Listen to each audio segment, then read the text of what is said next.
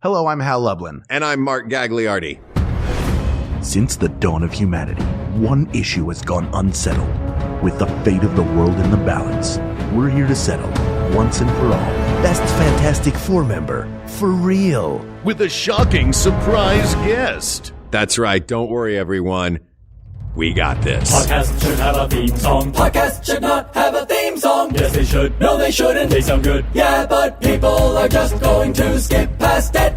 You know what? You're right. We got this. Well, Hal, we tried last week. The four of us. There were four of us trying. You, me, Ken Plume, and our dear friend Scott Adsit, who came on the show. He's come on to talk about comic book stuff before. We were going to try to determine who the best member of the Fantastic Four was, but we couldn't do it. Yeah, but this is not a failure. It's just another opportunity to succeed. Yeah, a fail-opportunity. Copyright. Put it on a shirt, put it on a mug. We're going to be millionaires. Look, this is how comic books work. There's a setback, and then the next issue, Deus Ex Machina appears, and it's some superhero comes in that you didn't even expect, and they save the day, and they get you to your goal. Whatever the finish line was, they get you there. And guess what? We have that right now. That's right. We couldn't get Dave Ex Machina like Mark said, but we did get a fantastic guest. We're very excited to welcome him in. The last episode, we were deadlocked on different members of the Fantastic Four. We each had a favorite, so we could not come to a consensus. So we have here to help us figure this out. Very rare that we have an actual subject matter expert to come in and talk about something that we're trying to figure out, because we're just a couple dopes. Yeah. We're a couple of dopes who have a podcast like everybody else. And we actually have the great John Byrne here with us. My favorite comic book artist and writer of all time is here and did one of the definitive runs of the Fantastic Four. So John, thank you for joining us. Well, glad to be here. John, we're deadlocked here. We each have a different favorite character. Favorite FF member. Yeah. Favorite FF member. We focused on the core four with She-Hulk separately as someone who we all valued as like the 4A member of the group. So I wonder if the better way to go through this is, I'll leave it to you, John. Would you rather us each make an argument, or do you want to just go through and maybe we talk a little bit about those characters? Well, you can just fire away if you like. I mean, I can tell you my personal list if you like. I would love to hear your personal list. The least interesting one to write was the Torch. The most interesting to write was Sue. And then it was like Ben and Reed in that order. We actually came to that too, that the Torch feels like a little bit like the range of who he is sort of limited. What was your experience in writing it? Like, what was it that you found least interesting about him? Well, you know, he's kind of two-dimensional. Yeah. He has the flashiest power, obviously.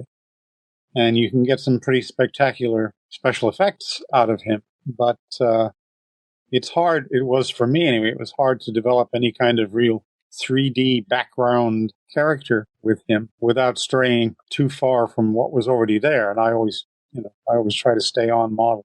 What do you think Johnny cares about the most? What is his primary focus in his life? What's that? Cars. It's that simple. Cars. He says that. He says that in the first issue. But if there was one thing the one thing he would hate to lose the most in his life, what would that be? Well, I think his family. You know, Reed, Sue, and Ben, and Franklin, Alicia, and I don't know if he has a girlfriend currently. I kept doing terrible things to his girlfriend. Okay, you're the Herald of Galactus now. Go away. Heck of a way to break up. Yeah. Is that part of like his great failing as a character? Is like he has confidence, he has this really showy power, but his personal life, he can't really keep it together at all? It's the human condition to have trouble with relationships. Yeah, you know. Yeah. Who can understand women, right? Says the man who created a three-dimensional Sue Storm. Yeah.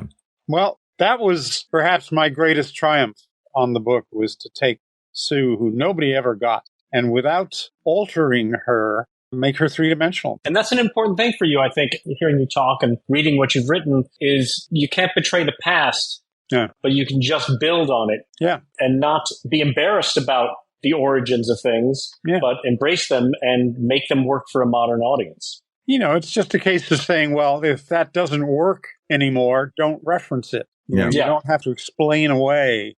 You don't have to give Sue, for example, a whole new personality. You just leave out the goofy stuff.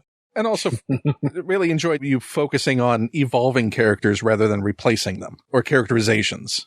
Well, I just love the original characters as is. You know, I've been there since 1962. So I know these guys, and it just annoys me when some writer comes along and tosses out all the established stuff instead of building. And so what had people never gotten about Sue? Well, you know, I used to throw in that line often about how she knocked out the Hulk. And, you know, and people would always play her as the weak sister. They never really figured out how to make her a full-fledged member of the team, which is what I set out. I said, no, she's not Sue Storm girl hostage. You know, she's a viable right up there, probably more important to the team than Johnny. And she's smart. Yeah, I mean, the issue that really kind of cemented that in my head was the one, I don't know the number, and I know you don't either. I don't know.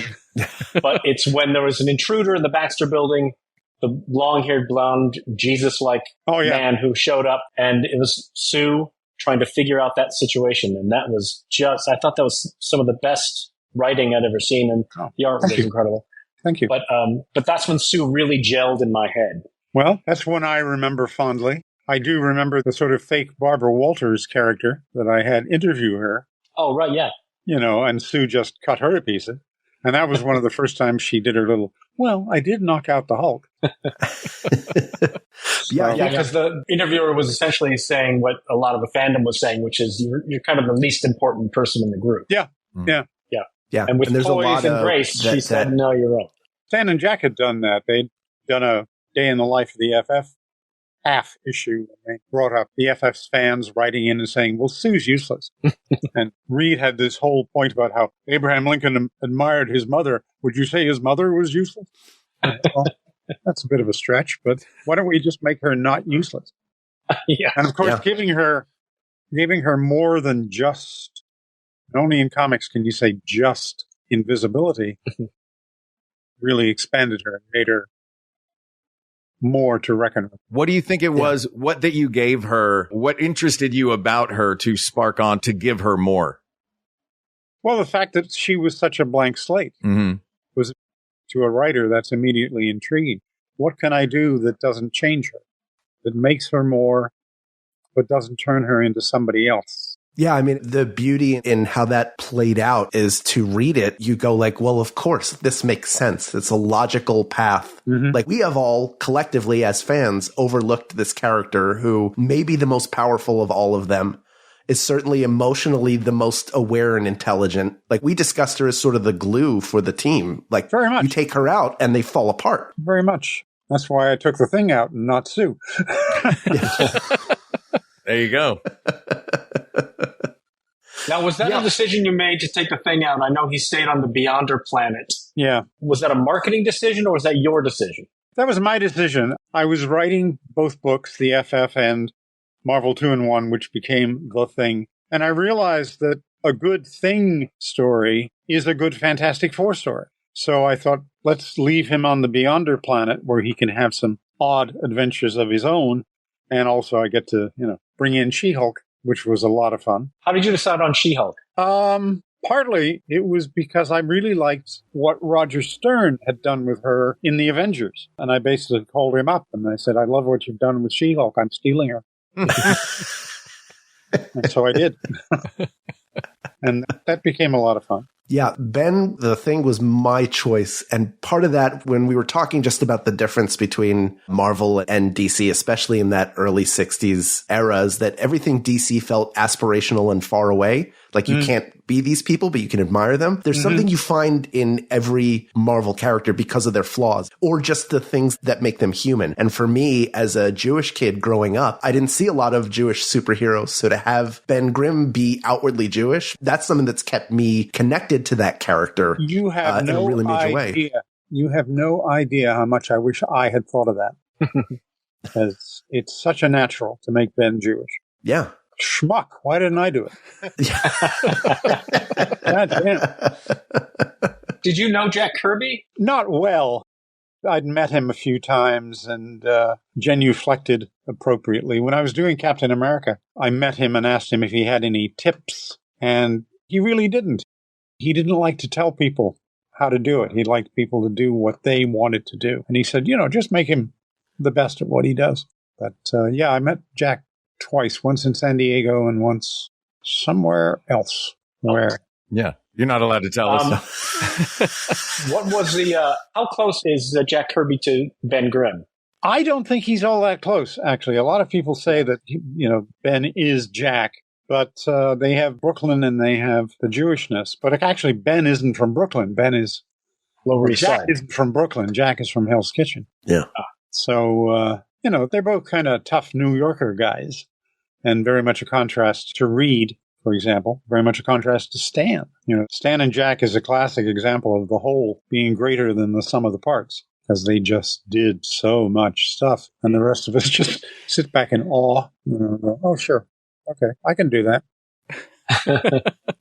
Well, one of the things on like your approach to Reed that I always loved, in contrast to things that we've seen with Reed in other ways over the years, is that you never villainized Reed or simplified Reed or made Reed out to be cold and unemotional or uncaring, which seems to be the default that so many people try and rush to. I know. I think there's a lot in recent decades. We've seen a lot of resentment of authority figures.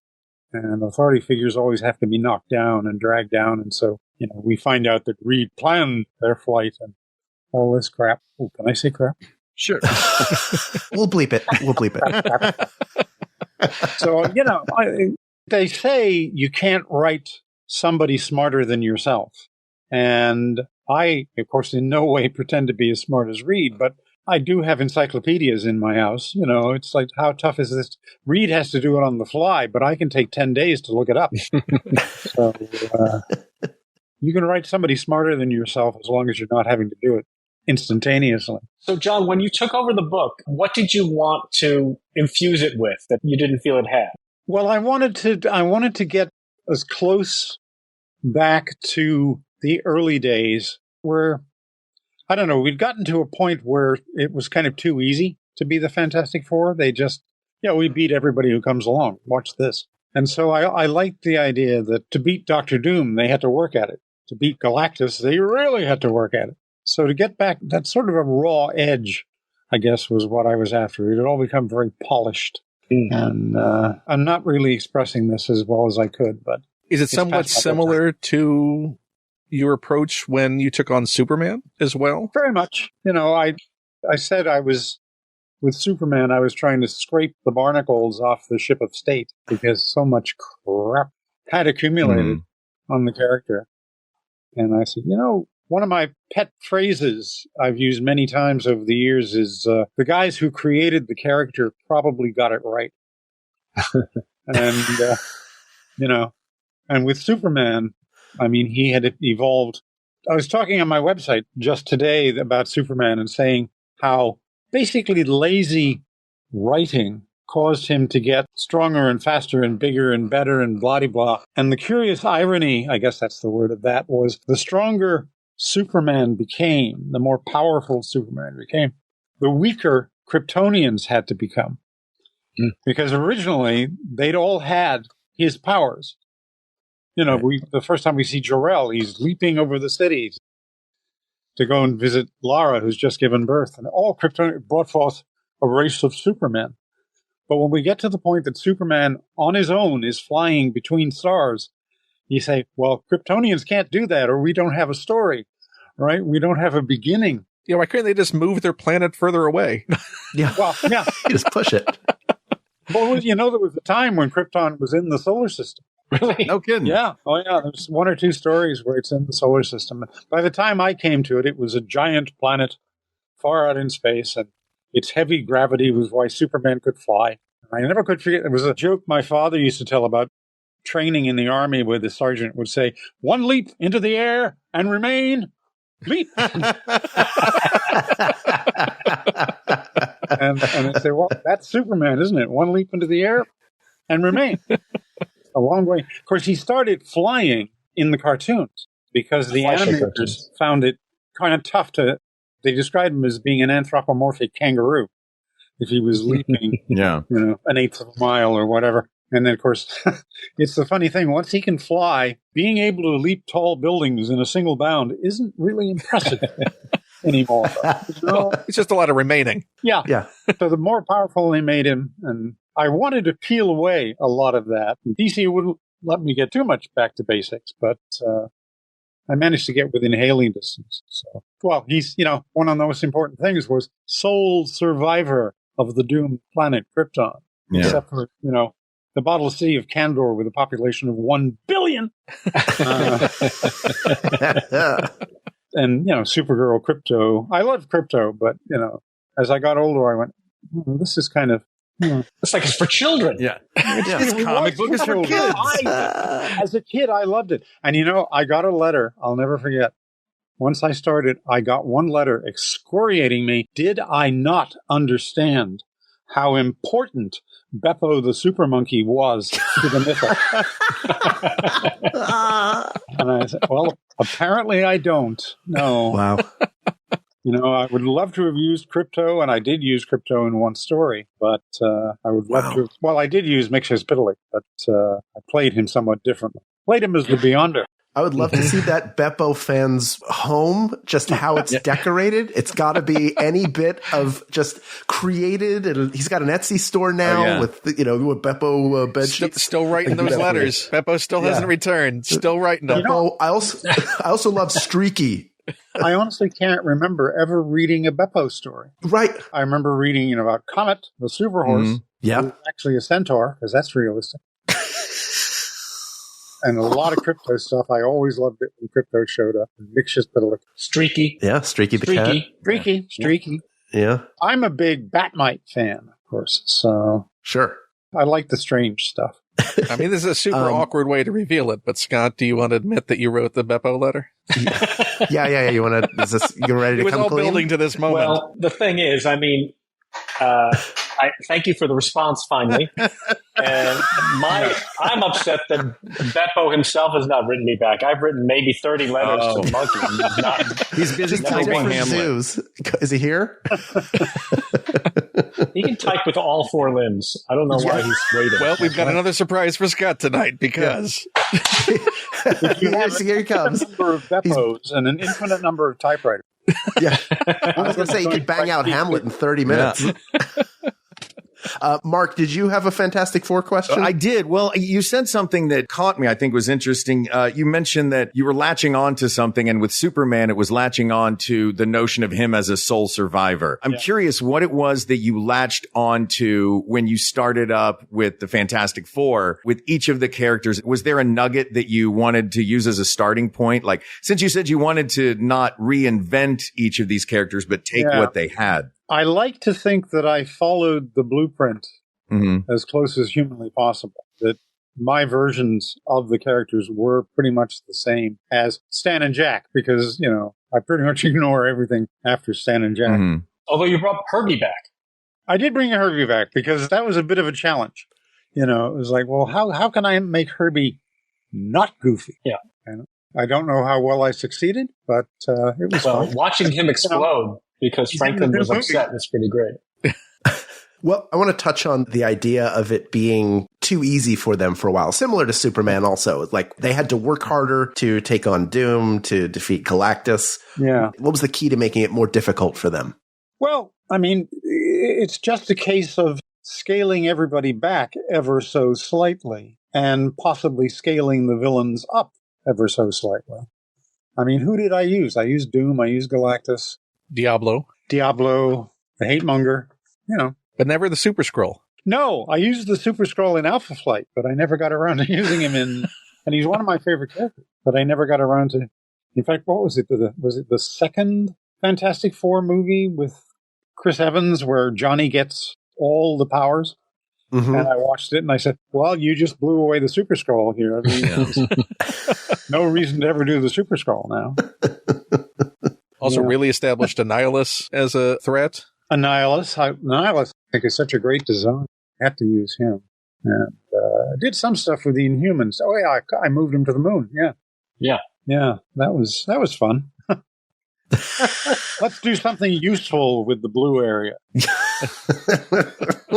When I was a kid and I read Fantastic Four 13, the Red Ghost that introduced the blue area.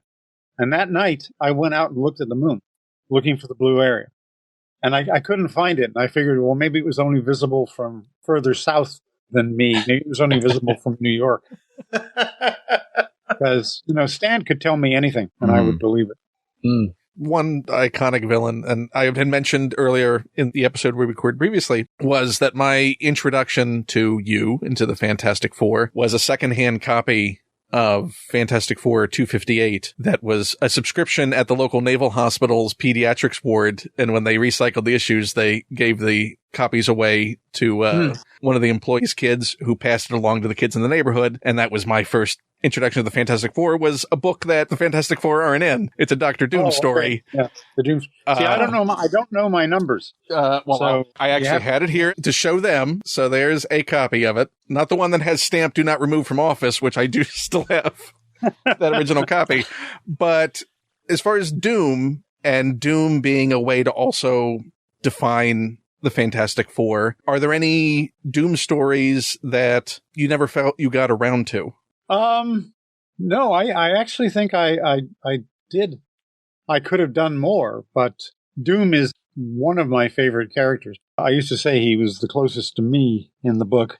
But yeah, I did a lot of stuff, I felt, with Doom that was exploring I never really got into his mom being in hell, but and that was retrofitted so that's why he was trying to reach the netherworld in his first story. Yeah. There was a lot of retrofitting. He developed a girlfriend at one point, retroactively and all that. So when you talk about those defining characteristics of the Fantastic Four as arguably the upper echelon of their rogues gallery, what is your defining characteristic for Doom? Well, ego. Mm-hmm. Right. Believe he can be beaten. He's worse than me when it comes to ego. He's just pure ego, not the living planet. And a lot of people approach Dr. Doom with sympathy, and try to have like a flawed hero kind of thing going on. How do you feel about him? Is he a villain or is he something else? He's a full-on villain, but he has a degree of nobility about him, and he loves the people of Latveria. He's very sincere in his ruling of Latveria, and disinclined to send them to the torture chamber and things like that. But he's an unrepentant villain. He just happens to have a noble streak. There was a scene Archie Goodwin wrote. It is my absolute favorite Dr. Doom scene. They were fighting the Overmind. This was Archie wrote it and John Buscema drew it, and the rest of the team is getting trashed. So Sue goes to Doom for help. And he goes, "Bah, I'm watching this. I'm enjoying seeing them getting trashed." And she says, "Well, I always knew you were an egotistical son of a bitch, but now I find a man who is perhaps a little bit afraid." And she starts to walk away, and he grabs her shoulder, and there's this great line where he says, "Hold, Susan Richards. Many demons rule Victor Von Doom, but not those of pettiness or fear. I am with you." And that was just like Archie being brilliant. Archie was just the best. Well, I mean, she's used that tactic before. Yeah. In the very first issue. Oh, yeah? Ben doesn't want to go up. He doesn't trust the ship. Yeah. So she says, "Are you afraid? Are you afraid?" Sue's a really good judge of character. She is. Yeah. Yeah, she really is. And she gets people's numbers really quick. Yeah. The thing people tend to forget sometimes, too, is that she's very smart and very elegant. Mm-hmm. Wouldn't really wear a costume with cutouts all over it. At least not that Gal Iver. Which she did in the 90s. Yeah. Big 4 open. They'll write her as a MILF, and I say, well, she's a little classier than that. Yeah, she's your mother and your wife. Mm. Yeah, she's the ultimate mom of the Marvel Universe, but she's also very elegant. And very much of her own mind. Oh, yeah. Yeah, she's not just an appendage of Reed, which is how she's been written many a time. So then, John, of the core members of the Fantastic Four, in your estimation, who is the best one, taking into account the character, their strengths, their flaws as a person, their power set? Who do you think is the best of the four? I'm going to say Sue, because she really can do the most. Her power is really extensive, and she did knock out the Hulk. And I'd say Reed is probably second, because he's like the smart guy in terms of being important to the team. And then if you need to break something, you just call Ben. And Johnny's just there. Johnny, also And starring friend. Johnny Storm as the bartender. Yeah. Johnny's like a special effect. And the rest are here. Yeah. Johnny's like lens flare in a J.J. Abrams movie. Yeah, you have to have him 800 times until you're like, you could have used him less. Was there a power that you have always loved drawing outside of the writing of the stories? Was there, are any of their powers more fun to draw than others? Well, I do like breaking things. Yeah. Rubble. Lots of rubble. Iconic rubble. Having Ben smash stuff, it's clobbering time. Yeah. Oh, I love it. Yeah. Well, let me ask you this. What are some of the rules for drawing these four characters? Like, I know that you said in the past that Reed should never be drawn with angles when he stretches. Yeah, he really shouldn't have elbows and knees. Every once in a while, you kind of need it. And it's not really a good idea to have him stretch his neck. Yeah. That's kind of a plastic man thing. Yeah. And when he does it, it can get a little awkward. And then drawing Sue invisible, I think you started out with the dotted lines. I did. And you evolved that. I was constantly searching for the best way to draw Sue invisible. And in FF5, Joe Sinnott had just drawn the backgrounds through her, which I thought worked very well. Just a solid line on the outside. And then at one point I was drawing her as just an outline. Mm-hmm. I know there were a lot of... I got a letter once in a young hand from a kid saying, why didn't Sue use her invisible force field to create duplicates of herself the way Torch created flame duplicates to fool the bad guys? And I thought, okay, they've forgotten what invisible means. You know, she's not the hard to see girl, which they tend to do in the movies a lot. Yeah. Translucent glass. Outline woman. Well, that's the thing, too, is I think nowadays they tend to draw Sue's powers as like the Green Lantern. You just see it. It's this hard line around everything, and it's white. And I get the impression everyone is looking at the force field in the book, and it just makes no sense. I always tried to find ways to suggest that it was there. I mean, I would draw it, but that people couldn't see it. I think it was the first time I had her use her field to travel. Yeah. And I had somebody go, I didn't know she could fly. Yeah. Or you define its presence by its interaction with the environment around it. Yeah. Yeah. You know, I used that gag in my X-Men Elsewhen thing where she's the first time zooming along on a force field. And Ben goes, when the heck did she learn to fly? And are the rules for Johnny, for drawing Johnny, for coloring Johnny? Well, the funny thing about Johnny is Stan at one point, and I never got to take him up on this. Stan said he always wanted to do a scene where Johnny's like being interviewed by a cop in the cop's office, and Johnny's in flame. And as he's being interviewed, the cop is taking off his jacket and loosening the tie. Oh, that's great. Oh, my goodness. I could never figure out how he could control his flame so precisely that presumably the bottom of his feet were not on fire. As he didn't leave flaming footsteps wherever he went. Yeah. Charred marks on the floor. Yeah. He's melted so many nylon carpets. Yes. Yes. Every scrap of fabric in the Baxter building is unstable molecule. Yeah. That's it. Has Reed given him the flame equivalent of like boat shoes? Ooh, I don't know. You say, what is Reed given? I remember a page, one of those behind the scenes pages. It must have been in like issue 9 or 10 or very early, where Johnny's showing us stuff he can do, and he also shows how he sprays down his apartment in the Baxter building with asbestos. You know? And I always think of that because they say, yeah, well, remember it was the miracle mineral, guys. Asbestos would be good. Sure. You'd think Reed would have sussed that out a little bit. Yeah. 18 PhDs, and he's spraying asbestos all over the building. That's right. That's right. Because it was Well, a quick solution. Science is all about constant discovery. If you say asbestos, people know it. Yeah, it's better than I hose down my room every night. Yeah. You want to rephrase He doesn't. The asbestos respirators were maybe a step too far. All right, everybody put these on. Breathe super deep. Uh-huh. Yeah. Well, one of the schools that I went to up in Canada, there was a wild panic when they learned that the school was built. They saved a bit of money by lining the ducts, the carried air, lining them with asbestos. Lining the ducts themselves, like the hoses up? Oh, dear. Instead of wrapping them in asbestos, they lined them with asbestos. Wow. That had to be all taken out. That's Canada. Welcome to Love Canal Academy. Yeah. Innovation. Oh my God. We're not even talking about it. If that had happened to Stan Lee, in his mind, someone would have gotten asbestos powers from it. Oh, yeah.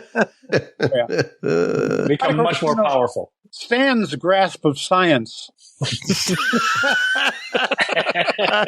I was very much confused by things like Tony Stark's transistor-powered armor. And I go, wait a minute, is that transistors aren't as powerful?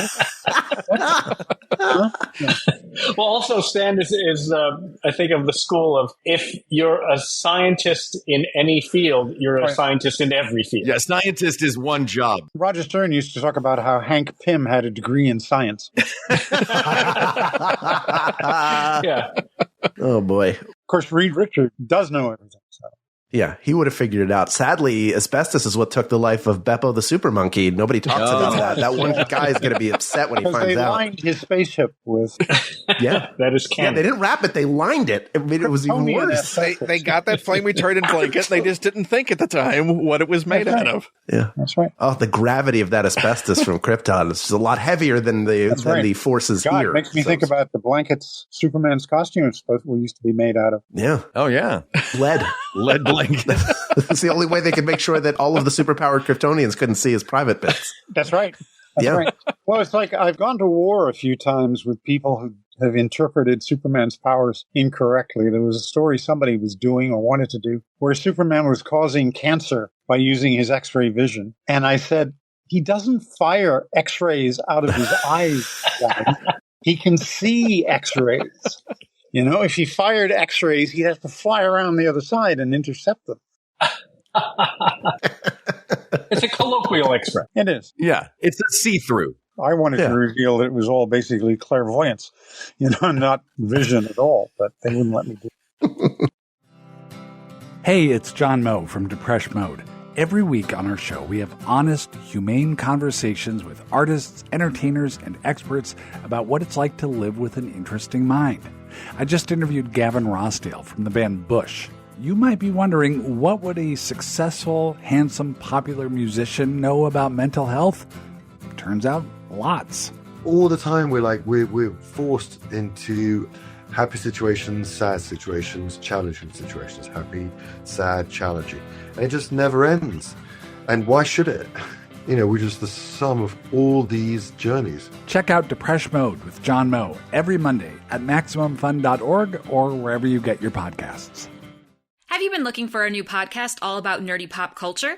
Well, I have just the thing for you. Secret Histories of Nerd Mysteries. Secret Histories of Nerd Mysteries is a weekly pop culture history podcast hosted by me, host Alston. And me, host Brenda. We've already tackled mysteries such as what happened to the puppets from Rudolph the Red-Nosed Reindeer? Is Snoopy Mexican? And why do people hate Barney so much? From theme parks to cartoons to 80s, 90s, and 2000s nostalgia, we tackle it all. Check us out every Tuesday on MaximumFun.org and wherever you get podcasts. I did want to make note of something that happened recently by also pointing out one of my favorite character beats or just interpersonal beats in your run on Fantastic Four, which was the celebration of Reed's birthday and Reed's the surprise Reed's 40th birthday cake for him. Say, first of all, a belated happy birthday to you, John. Thank you. Happy birthday. Happy birthday. And making a milestone, hopefully many more to come.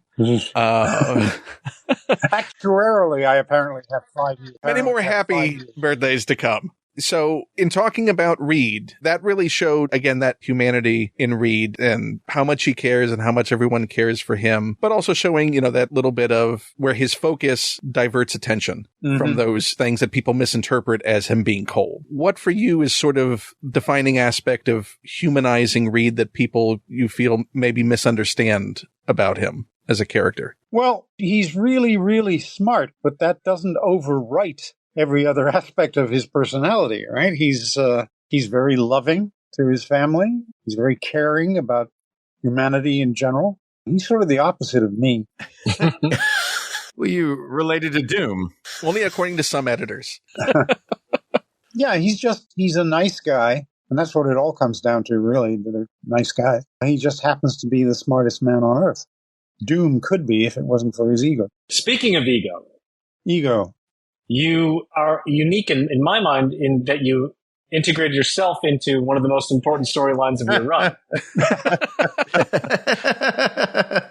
Wasn't that Assistant Editor's Month? You're right. It was not your fault. Not your fault. I get to say, not my fault. Not my fault.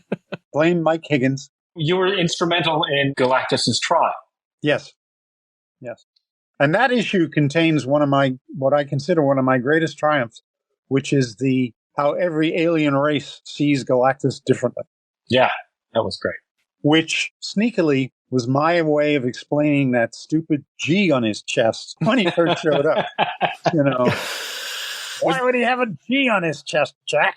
Was that Johnny? Was it just Johnny that saw the G? It was just Johnny that saw the G, right?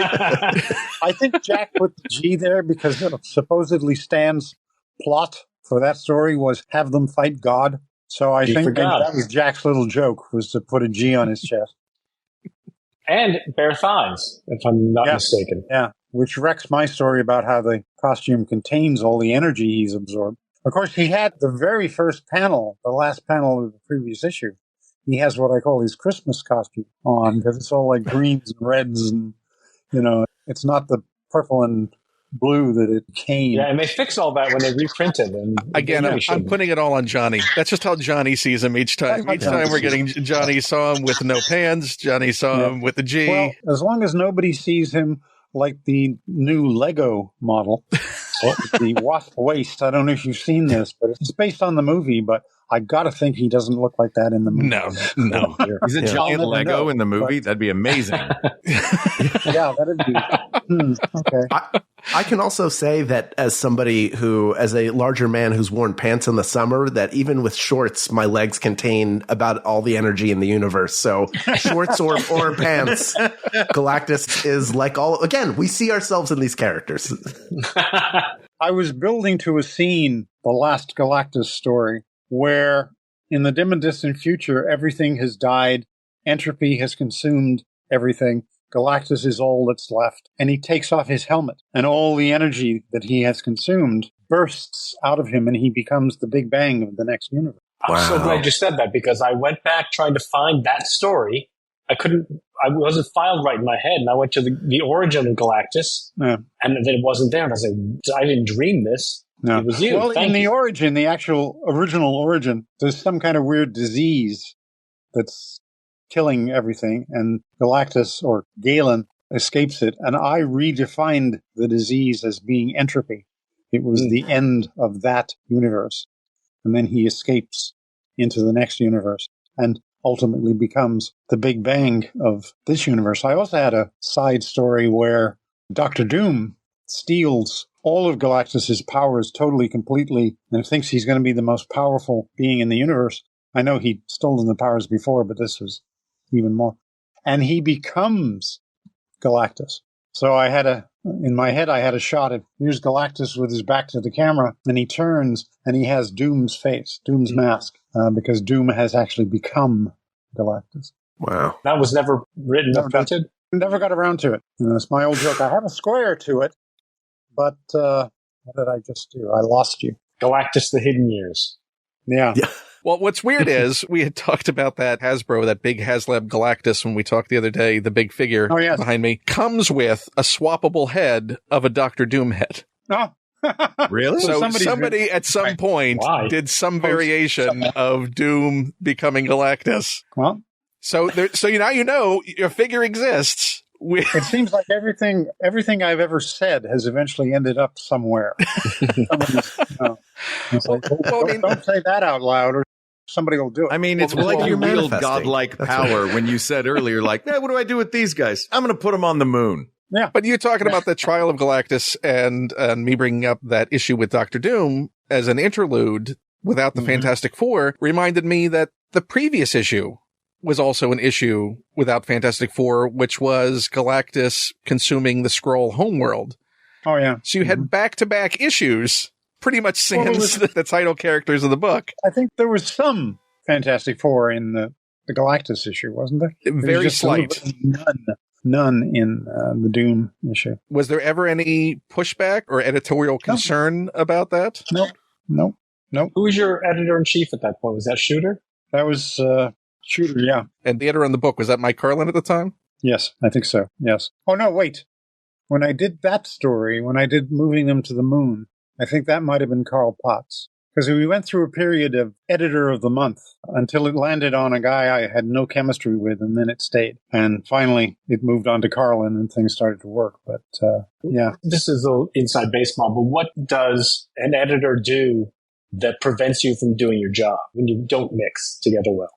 Well, if the editor thinks, and I've had a couple of these, if the editor thinks that what he or she is being handed is raw material that they have to shape into a finished product, then there can be problems. Because my snarky line that I've used many, many times is that nobody ever walked into a comic shop and saw a brand new book on the stands and said, wow, that looks well edited. They don't have guest editors on the cover to help sell. Editors are really, really, really important. But ideally, they function as sort of super proofreaders, and they keep you on track. Howard Mackey was my editor in the 5 minutes I was doing Starbrand, and I wanted to alter the origin of Starbrand and have Nazis involved. And he said, no, don't do that. And I said, okay, stick with Shooter's Green Lantern ripoff. Before we go, I just want to circle back to the idea that you had two different issues of Fantastic Four that barely or didn't have Fantastic Four in them. Does that speak to how deep the bench is and how wide the world is just around that team that you could come up with those ideas? I mean, were there more that you came up with? Like, we don't even really need them in this because it's about... you did one with Wyatt Wingfoot that was like that too. Yeah, I love Wyatt. The Marvel Universe is so vast and so complex that it drives itself if you let it. And very often the allegedly main characters will end up as fifth wheels, as just, standing and watching. There was that story I did on the moon with the Inhumans, with the giant alien, which started in my head many years before as a Space 1999 story. But I did that, and the FF basically stood around and watched.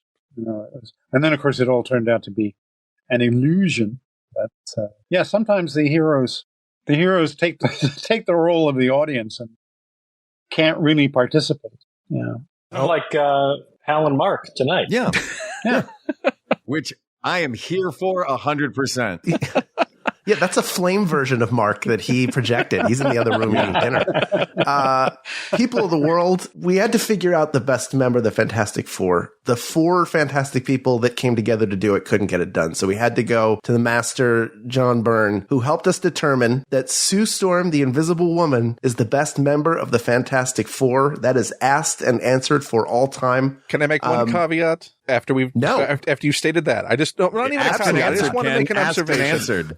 Answered. No, 10 years. That's okay. I want to put this forward just as something that can be dismissed. You'll be wrong, but you can dismiss. Yeah, go ahead. That is my position within this show constantly. Is that I would also put forward the idea that the best member of the Fantastic Four is the Fantastic Four. It is, It is that group. They are as this Gestalt entity that is the thing. Well, maybe it's the Baxter Building. The Baxter Building beat the Trapster all by itself. There you go. See? And I got a fan letter from Stan about that story. The one where the Baxter Building defeats the Trapster. That's a good feeling. And I got a fan letter from Stan. That's great. From a little kid named Stan? No. Yeah, say, why wasn't Beppo in this? Stanley Lieber. Ah.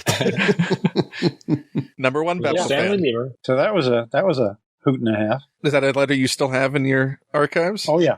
It's tucked into one of my bound volumes of FF. Very, very cool. Yeah. Well, he's a fan. I am a fan. We are all fans. My father's incredibly jealous that I'm getting to talk to you instead of him, as I inherited my love of comics from him. Thank you so much for taking time to join us, John. Oh, sure. I'm good for more if you want it. Hey, Wow. Amen. We're going to hold you to that. You will return. Okay.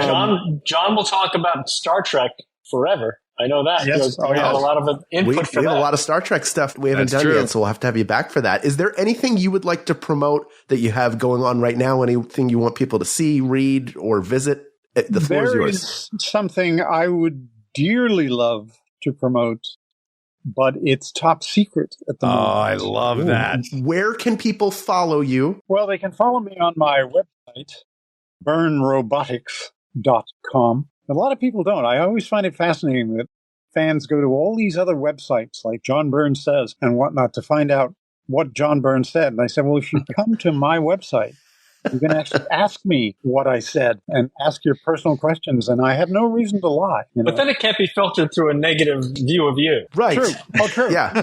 The Big Bad Byrne stories are very important. Ooh. Yeah. That's part of the mystique. And also, but Byrne Robotics. You can also is stop where by and people say need to hi go. to me and Scott.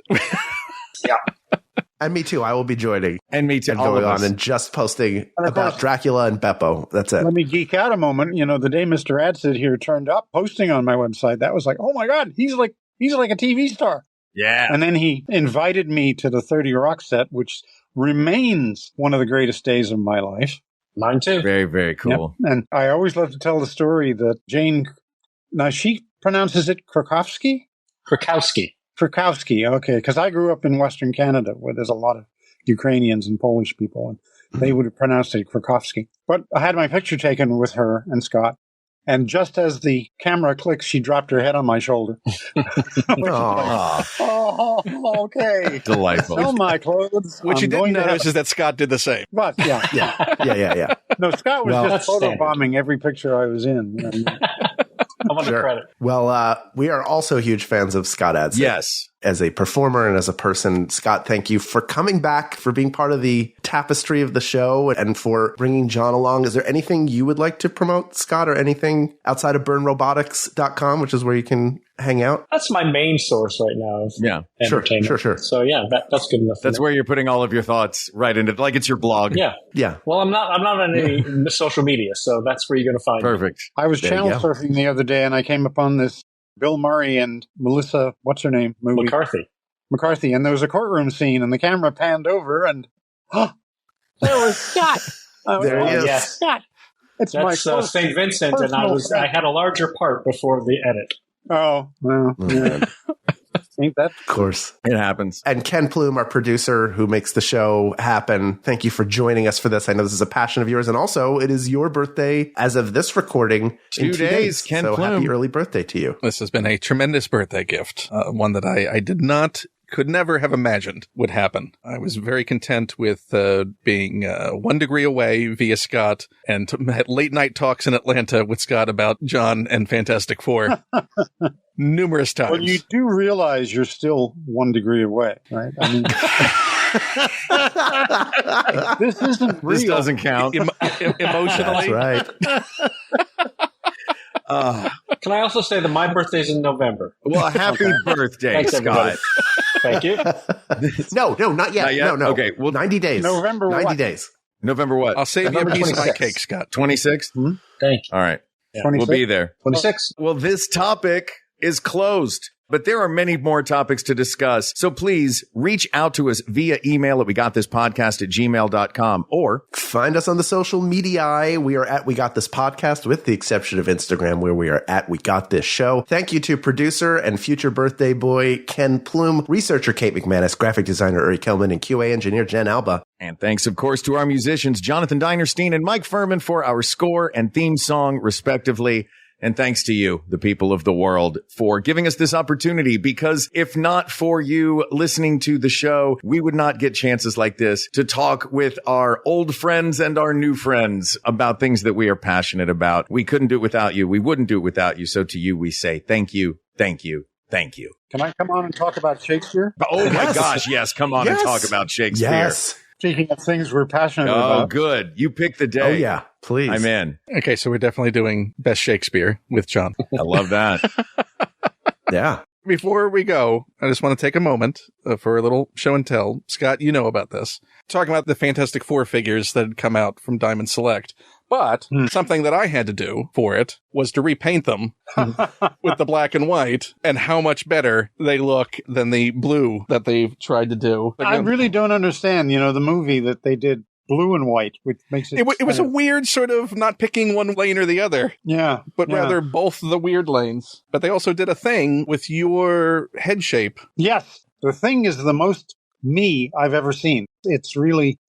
And one of the things I love about it is that his voice doesn't change, which is something that Stan established way back and everybody forgot. That's cool. The Thing has the same voice as Ben Grimm. Yeah, nothing about that.